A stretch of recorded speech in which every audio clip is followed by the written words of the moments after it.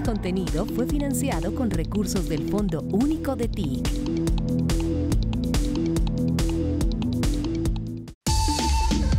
La entrevista. León Valencia Agudelo, director de la Fundación Paz y Reconciliación. Dos temas para analizar con usted con los buenos días, León. El tema de las tierras, la fundación que usted encabeza, Paz y Reconciliación, hizo parte también de todo ese equipo académico que ha estudiado el tema del salado, del tema de la expoliación de tierras, como ocurrió durante esa violencia de los grupos denominados paramilitares, pero también con una decisión trascendental de la justicia especializada de paz, la JEP, que ha ha tomado una decisión sobre el general en retiro Mario Montoya, 8 militares más, en cuanto a los falsos positivos, más de 6.400 casos de falsos positivos en el país. Esto llamado que hizo la JEP, especialmente con 130 casos aproximadamente que ocurrieron en el departamento de Antioquia. Sí. León, muy buenos días, bienvenido a Colombia Radio. Muy buenos días, Carlos Fernando, y es un honor poder hablar acá de unos temas tan horrorosos como los que mencioné. León Valencia, pues que ha tenido el conocimiento, la academia, el estudio, pero también en parte lo vivió el conflicto hace varias décadas. León hizo parte de la corriente de renovación socialista. Hablemos del Salado. El presidente hizo la entrega de 780 hectáreas en el Salado en una noche oscura, como lo decimos aquí en Colombia Radio, de la violencia reciente en Colombia que no puede volver a repetir. ¿Qué hablamos de esta entrega, esta reparación, esta devolución de las tierras que fueron expoliadas? Pues el Salado es un lugar emblemático de la violencia en Colombia. Por ahí pasaron las guerrillas, los paramilitares. Los paramilitares se ensañaron en esa población y produjeron una de las masacres más dolorosas del país. Y es muy simbólico que el presidente vaya a un lugar como estos a resarcir a las víctimas y a enviarle un mensaje al país para que esto no vuelva a ocurrir. Y como dices, hizo parte del Salado, y fue un lugar prácticamente donde se inició una gran campaña de los paramilitares en cabeza de Castaño y de Mancuso, que hicieron toda la expansión en la costa atlántica en dos cosas claves. Una, matar y masacrar a la gente para expulsarla de sus territorios, y segundo, arrebatarle la tierra, que la tierra pasara en manos de gente que se aprovechaba para comprar tierras a bajo precio o para apoderarse de esas tierras sin siquiera comprarlas. Y eso pues fue, digamos, la campaña más grande de despojo y la campaña más grande de muerte, y en un país que era insensible a eso, un país que en Bogotá nunca registraba eso, las vino a registrar cuando ya iban pasando a la historia todos sus dolores, que fueron más de 1.000 masacres en la zona de la costa atlántica, que fueron más de 5 millones o 6 millones de tierras despojadas, y que fueron la destrucción de las organizaciones sociales, de la gente que protestaba en esas zonas, que había sido una gente muy, muy protagónica en los años 70, eran campesinos que fundaron la NUC, que conquistaron tierras en los años 70, y que precisamente por eso fueron el blanco del ataque de las fuerzas paramilitares y de una coalición de empresarios, políticos y paramilitares y militares para despojar de tierras y para despojar de la vida a esas comunidades. León, si bien este episodio que estamos ahora describiendo, ese episodio amargo, le corresponde a las atrocidades que en su momento hicieron las autodefensas en Colombia, pues lo que sucedió ayer con la entrega de estos títulos de propiedad de tierras tiene un capítulo bien especial, y es el de los reincorporados. De esas 272 familias beneficiadas, hay cerca de 190 familias de firmantes del acuerdo de paz que también recibieron títulos de tierra. Ese es un capítulo bien interesante para destacar cómo los firmantes también hacen parte de todo este proceso de entrega de tierras, que al final eso se traduce en un gesto tremendo de paz y cumplimiento de los acuerdos, ¿no? Sí, es que yo creo que la desmovilización, desarme y compromiso de paz de las FARC pues, abrió una nueva etapa en Colombia. Es una guerrilla con unas raíces muy profundas en la vida colombiana. En estos días estaba yo haciendo un prólogo para un libro de Alfredo Molano y empecé a recordar todos esos libros de Alfredo, donde describe las zonas de colonización de los años 70, 60, donde surgieron los grupos guerrilleros del ELN y de las FARC, que se consolidaron después en los años 70 y 80. Y uno ve, viendo esa historia, viendo cómo la describió Molano, pues se da cuenta, digamos, del significado y de la importancia que tuvo el que las FARC tuviera la decisión muy tardía, eso sí, muy tardía, de movilizarse y desarmarse y venirse a la vida civil.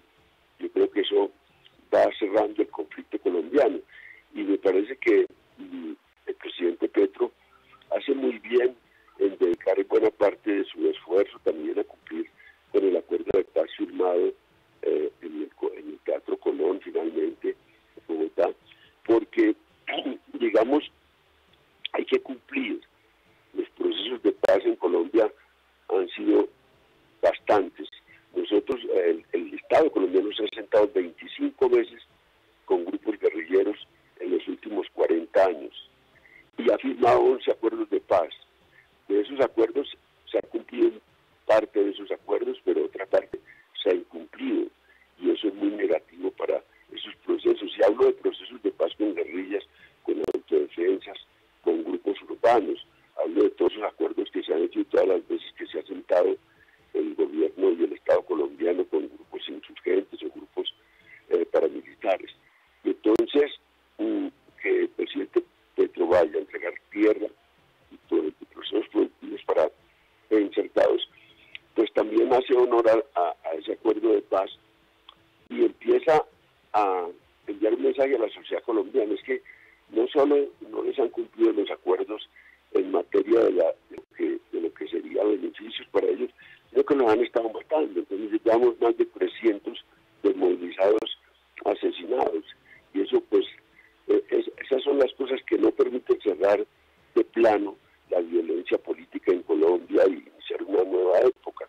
De manera que lo que hace Petro es bien, lo tiene que hacer a más a profundidad, tiene que organizar la alta consejería de paz, tiene que hacer un plan consistente en estos próximos 3 años de cumplimiento del acuerdo, al paso que va negociando con el ELN un nuevo acuerdo de paz que sellaría, digamos, el conflicto en Colombia.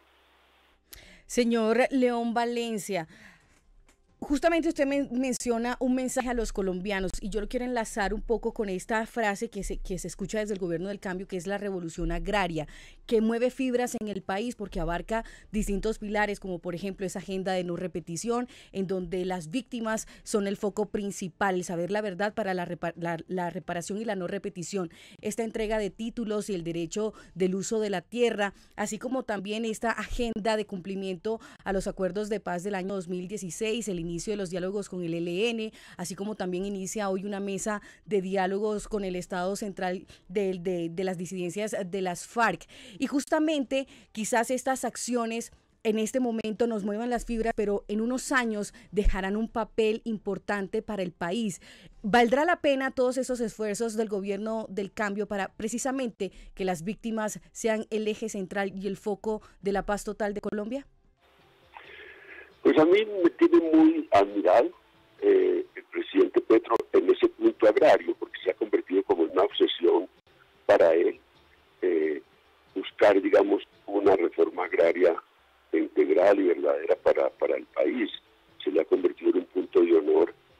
Ese tema hace 50 años, 53 años, no se discutía en Colombia, porque el último esfuerzo de reforma agraria lo hizo Carlos Lleras Restrepo de 1966 a 1970, Y en el 71, después de un esfuerzo por transformar el campo, pues vinieron en un acuerdo los terratenientes, los conservadores, sectores liberales, y se reunieron en Chicorá. Esta semana estuve yo en Ibagué hablándole a una cantidad de delegaciones de los municipios del Tolima y les hablaba de esto. Acá, en el Tolima, en Chicoral, se hizo el acuerdo en 1971 para revertir todo lo que era la reforma agraria, y ahí para adelante nunca se volvió a hablar de reforma agraria en Colombia.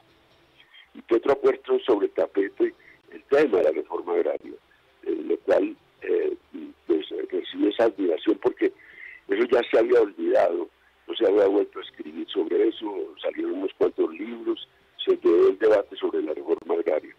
Y fíjense que lo que despierta la discusión sobre la reforma agraria son todos los demonios, porque lo primero que hicieron fue empezar a hacer una demostración de fuerza con camionetas que circularon en el Cesar, enviando el mensaje que unos terratenientes que decían no pasarán reforma agraria en Colombia, nosotros estamos acá para defender las tierras y defender el derecho a la propiedad, y circularon esas imágenes, los medios las tomaron y las transportaron al país, y era una especie de amenaza y plantón contra el gobierno que apenas estaba esbozando y balbuceando la idea de reforma agraria, y que había puesto una ministra para hacerlo, que era la ministra López Montaño. Entonces, digamos, aún así, entonces Petro lo que hizo fue inventarse una idea para calmar a los terratenientes y decirle, no, pues vamos a comprarle la tierra, vamos a comprar 3 millones de tierra a precios comerciales, pero tenemos que hacer la reforma agraria. Y eso invitó a Laforí, José Félix Laforí, a que lo acompañara en esa idea de reforma agraria, a que lo acompañara en las negociaciones de paz con el ELN, haciendo un mensaje conciliador frente a los dueños de tierras en Colombia. Aún así, ya llevamos, después de esos mensajes, casi un año, y los terratenientes no le han dado la mano de verdad al presidente. Sigue empeñado en eso. Tiene que reiterar en cada discurso, como lo hizo anoche o como lo hizo en el Salado, decirle, señores, no les vamos a expropiar. Señores, pero tienen que o empezar a producir o vender las tierras para entregárselos a los campesinos. Señores, mire que estamos en un ambiente de conciliación, y realmente prestan oídos sordos a todas estas admoniciones. Digamos, en Colombia la tierra es un factor económico muy importante, es un factor de disputa muy grande en el plano económico, pero también es una especie de fetiche.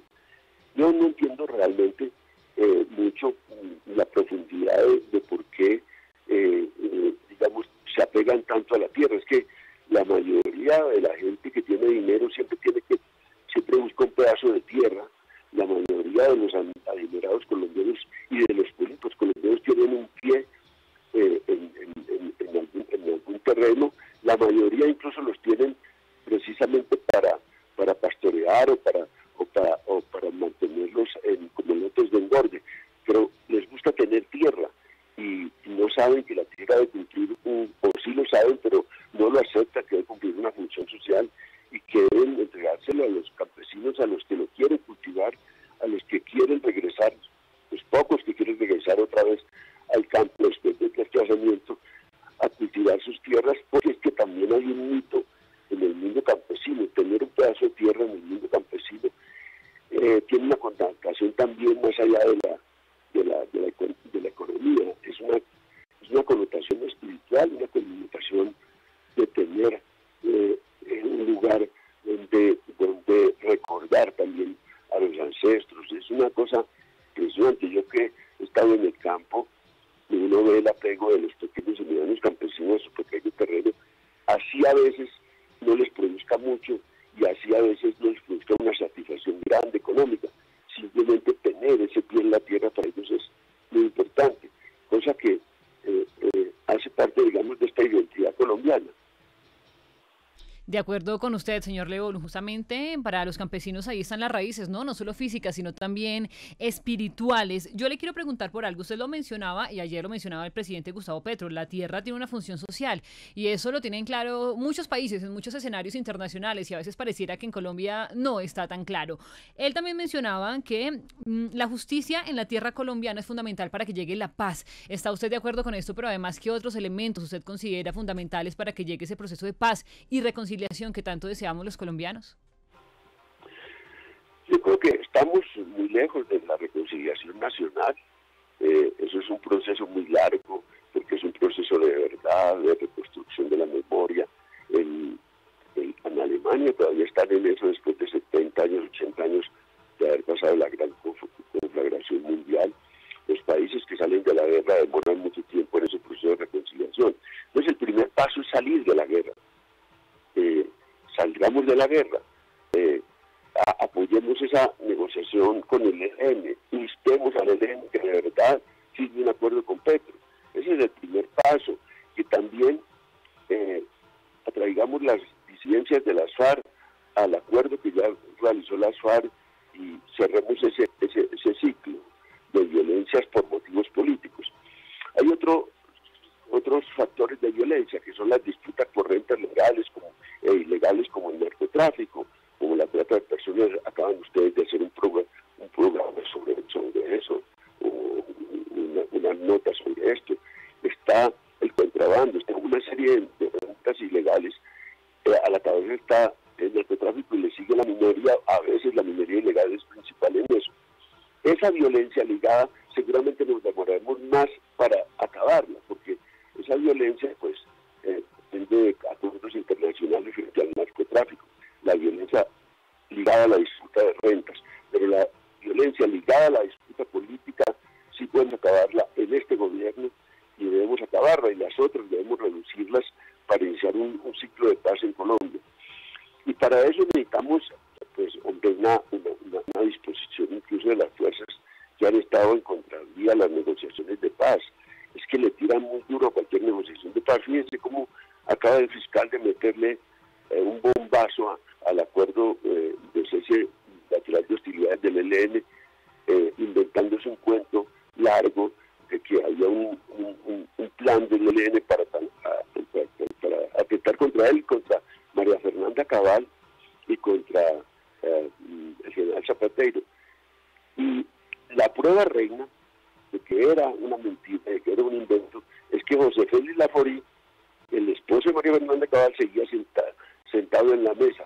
Nadie, ningún ser humano se va a mantener sentado a la mesa con un grupo que le va a matar a su mujer. Eso no ocurre. Y lo que menos tiene José Félix Laforí es de bobo y de pendejo. No va a mantenerse sentado si le van a matar a su mujer. Cuando yo estaba esperando, digo, si José Félix Laforí se para de la mesa, pues al menos tendríamos que realmente creer más en ese proceso, en ese plan. Pero cuando lo veía sentado ahí y circulando la noticia de que el ELN iba a matar a su mujer, pues me pareció que eso no tenía mucho fundamento, ese atentado. Pero esa es una de las muestras de que la paz produce mucha irritación en los sectores y están dispuestos a atravesarse como sea a ese proceso. Lo que discutimos en el país ahora es, oiga, vamos a crear un ambiente para sacar al ELN de la guerra, para sacar a las disidencias de la FARC de la guerra, para meternos en un proceso también de reducción de las demás violencias. Eso es un pacto para el país, debería ser el primer punto de un acuerdo nacional. Esos son temas que debían interesarle a todos, y claro, se han ensayado cosas, alternativas militares para terminar la guerra, que han fracasado, o por lo menos que no han fructificado plenamente. Se han ensayado procesos de paz, algunos han fracasado y otros han salido adelante. Pero lo cierto es, si se miran las estadísticas y la historia, si se mira la historia con lupa de estos 40 años, es que cada proceso de paz ha reducido violencias y ha abierto espacios de democracia. Gracias, León Valencia, por continuar con nosotros en Colombia Hoy Radio. Estamos hablando de temas fundamentales de paz y nos faltaba la pregunta también fundamental de la otra noticia para hablar y analizar con León de la Fundación de Paz y Justicia. Y es el tema de la decisión de la JEP, la Justicia Especializada de la Paz, sobre el tema de los falsos positivos. Escuchemos a Catalina Díaz Gómez, la magistrada de la Sala de Reconocimiento de la Verdad, sobre este tema. La Sala de Reconocimiento de Verdad encontró que la obligación impuesta por el general retirado Mario Montoya Uribe como comandante de la Cuarta Brigada a las unidades tácticas de reportarse en términos de litros, chorros, ríos, barriles o carretancados de sangre fue una orden recurrente. La imputación se da en el marco del subcaso Antioquia 1, que investiga asesinatos y desapariciones forzadas y legítimamente presentados como bajas en combate por agentes del Estado entre 2002 y 2003 en el oriente antioqueño. La Sala continúa investigando los hechos en Antioquia entre 2004 y 2006 y algunos hechos ilustrativos del 2007, así como la presunta responsabilidad del general Montoya en otros hechos de ejecuciones extrajudiciales, mientras fue comandante del Comando Conjunto Caribe y del Ejército Nacional. León, análisis sobre las declaraciones, la decisión de la Justicia Especializada, la magistrada Catalina Díaz Gómez, sobre lo que ocurrió allí en el oriente antioqueño. 130 crímenes documentados, 53 personas asesinadas en el año 2002 y 77 en el 2003. Pues es muy fundada toda la imputación que le hace la JEP al general Montoya. Yo creo que había en las investigaciones que se hicieron de parte nuestra, de parte de muchas organizaciones, ya muchas pruebas sobre el compromiso del general Montoya con todos estos falsos positivos, con estas ejecuciones extrajudiciales. Y ahora pues esto lo retoma la JEP ya para una empresa de carácter judicial, que es lo más importante, porque aquí lo que hacíamos era abundar en historias sobre las cosas dramáticas y dolorosas del país desde la academia, desde las organizaciones que trabajamos este tipo de investigación hace 30 años, pero luego pues eso no tenía unas consecuencias mayores. Esto sí tiene consecuencias grandes.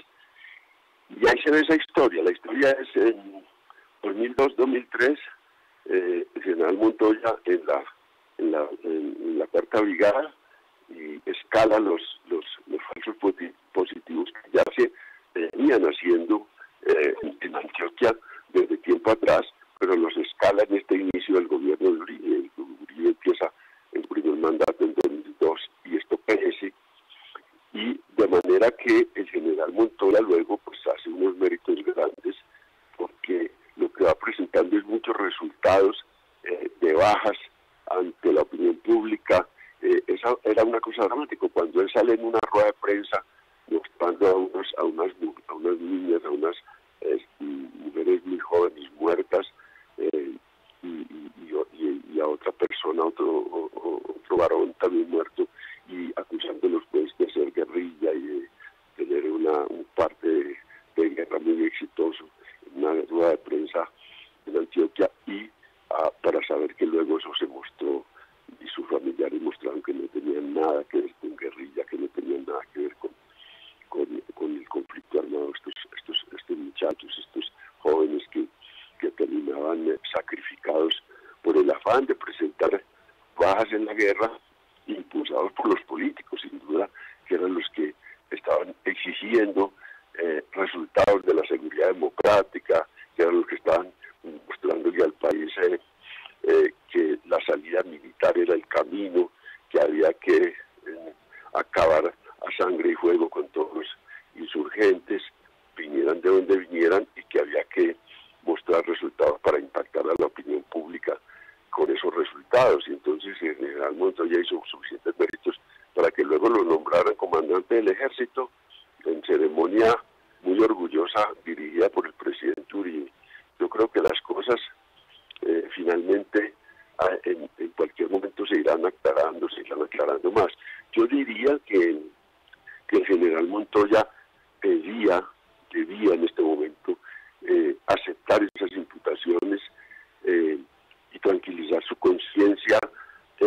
verificando cuál es el nexo entre estas acciones y las decisiones políticas, las decisiones de los políticos, para dar cuenta cabal de cómo se construyó ese mecanismo atroz de los falsos positivos, cómo se llevó a cabo y cuáles son las responsabilidades políticas, para que el país lo sepa, no para la retaliación judicial incluso, sino para buscar unos caminos de reconciliación y para que esto no vuelva a ocurrir en Colombia. Para que esto no vuelva a ocurrir en el país, señor Valencia, quisiera preguntarle como tema de pedagogía para nuestros seguidores y seguidoras, y teniendo en cuenta que ya usted menciona a expresidentes de nuestro país, ¿por qué unos llegan como imputados y otros estarán participando como testigos? Pues es que en Colombia pues se produjo una cosa, pues yo digo que pragmática, fue en La Habana, que sacaron a los expresidentes de la concurrencia a la JEP, sacaron a los terceros implicados en el conflicto, los llamaron terceros, a los políticos, a los que no tenían uniforme, o no eran paramilitares, o no eran guerrilla, o no eran militares, los llamaron terceros, y los sacaron de la obligación de concurrir a la JEP, y eso pues yo creo que es una de las cosas que se hicieron de manera pragmática para que el acuerdo de la paz de La Habana pudiera digamos ocurrir, porque aún así sacando digamos a los expresidentes de allí de las obligaciones de concurrir a la JEP, aún así tuvo una oposición tan grande, y entonces sacaron pues a todos, pero el principal tema era que sacaron al expresidente Pastrana y al presidente Uribe, y fíjese bien, entre 2000, digamos entre 1995 y 2005, en esos 10 años donde gobernó al final del gobierno también de San Pedro, era el gobierno en pleno de Pastrana y los dos mandatos de Uribe, se produjeron el 63% de las víctimas, tanto de los asesinatos y entre ellos los falsos positivos, como de los desplazamientos, torturas, masacres que hubo en ese tiempo. Fue el momento más álgido de la confrontación. Y en ese acuerdo de La Habana, pues lo sacan a ellos dos, al expresidente Pastrana y al presidente Uribe, de sus obligaciones, siendo comandantes en jefe, comandantes generales de las fuerzas militares. Y hoy tenemos que, pues, están concurriendo estos militares que finalmente terminan siendo como poniendo la cara, y ya sea porque acepten, o sea porque los juzguen y los condenen y los venzan en juicio, terminan ellos como los malos de la película o como los únicos malos de la película, cuando pues aquí hay una responsabilidad muy grande de los políticos en eso. Cuando yo estaba en la Comisión de Memoria Histórica, tuve a bien llamarme el doctor Sánchez a esa comisión, lo cual pues yo pues la acepté, digamos, también poniendo por delante que yo había estado en el conflicto y escribiendo un libro, en mi caso mío, para dar cuenta de mi historia antes de asumir esa responsabilidad en la Comisión de Memoria Histórica. Pero cuando yo estaba en la Comisión de Memoria Histórica, estudiamos mucho el tema de las masacres, porque fue una comisión de gente comprometida, además muy preparada para eso, y logramos ver una cosa, y es que cada masacre había detrás, claro, había detrás un político, es decir, a la cabeza de esos masacres estaban o paramilitares o militares, pero detrás siempre había un político que empujaba y que era determinador intelectual de esas masacres. Y eso es lo que el país, digamos, espera en un largo proceso de reconstrucción de la historia. Se sepa, digamos, las responsabilidades políticas y las responsabilidades empresariales de este gran conflicto, porque las responsabilidades de las izquierdas, por ejemplo, pues en la guerra fueron manifiestas y pagaron muy caro, digamos, todo su compromiso, mataron a toda la Unión Patriótica, y ahí hay una lista de muertos enorme, porque los acusaban de ser cómplices de las FARC, porque los acusaban de tener nexos ideológicos con las FARC. De manera que hay un juicio, digamos, que se hizo digamos, extra mecanismos de justicia y se mató a medio mundo por eso. Pero en el otro lado no ha habido y no quiere que haya un juicio, digamos, extra y que se les aplique la pena de muerte a nadie, ni siquiera que se les encarcele, pero sí que pasen a reconocerle ante el país todo lo que hicieron. Es que ya 6.402 falsos positivos no pueden pasar impunes ante la conciencia nacional. Hay que establecer responsabilidades, y no solo los militares, sino toda la gente comprometida con esos falsos positivos. Es una vergüenza muy enorme de un ejército. Necesitamos restituir el honor de las fuerzas militares y el honor incluso de la política en Colombia, esclareciendo lo que ocurrió en un conflicto bárbaro, como nunca ha vivido, digamos, este hemisferio. Estamos hablando de cosas parecidas a las que ocurrieron en el mundo de la Segunda Guerra Mundial y el ascenso de Hitler y el fascismo en Europa. León Valencia Agudelo, director de la Fundación de Paz y Reconciliación. En este caso, el caso de la JEP, lo hemos escuchado. Gracias, León, por estar con nosotros, no solamente los militares, sino todos los involucrados en el tema de falsos positivos. Y como nos lo indica usted, con el dato académico, el 63% de víctimas de falsos positivos, desplazamientos, torturas, masacres, lo álgido del conflicto en Colombia ocurrieron, o este porcentaje ocurrió, mejor para hacerlo bien, decirlo con la sintaxis correcta, entre 1995 y 2005, en los gobiernos finales de Samper, el gobierno en pleno de Pastrana y el primeros 3 años de Álvaro Uribe Vélez. Gracias, León, por estar con nosotros en Colombia Hoy Radio. Con gusto, muchas gracias. Colombia Hoy Radio. Este contenido fue financiado con recursos del Fondo Único de TIC.